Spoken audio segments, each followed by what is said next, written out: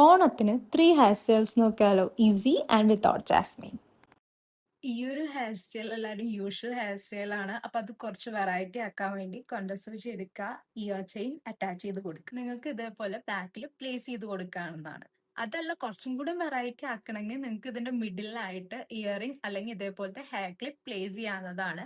അതല്ല കുറച്ചും കൂടി ട്രെൻഡി ആവണമെങ്കിൽ ഇതേപോലെ റിബൺസ് യൂസ് ചെയ്ത് ഹാഫ് ബ്രെയ്ഡ് ചെയ്യാവുന്നതാണ്. ഈ ഒരു ഹെയർ സ്റ്റൈൽ എങ്ങനെയാണ് ചെയ്യേണ്ടതെന്ന് വെച്ചാൽ ആദ്യം ലെഫ്റ്റിലും റൈറ്റിലും ഇതേപോലെ കുറച്ച് ഹെയർ ലീവ് ചെയ്ത് വിടുക.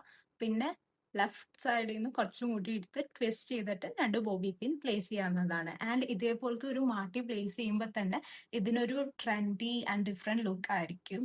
പിന്നെ ഇത് ഷോർട്ട് ഹെയർസിനും ലോങ് ഹെയർസിനും മാച്ച് ആവുന്ന ഹെയർ സ്റ്റൈൽ. ഈ ഒരു ഹെയർ സ്റ്റൈൽ എങ്ങനെയാന്ന് വെച്ചാൽ മുടി ജസ്റ്റ് അയച്ചിട്ടിട്ട് നിങ്ങളുടെ ഇയർ ചെയിൻസ് ഇങ്ങനെ പ്ലേസ് ചെയ്ത് കൊടുക്കുക. ആൻഡ് ഇതിലും നേരത്തെ പോലെ ഹെയർ ക്ലിപ്സ് അല്ലെങ്കിൽ ഇയറിംഗ്സ് മിഡിൽ പ്ലേസ് ചെയ്യാവുന്നതാണ്.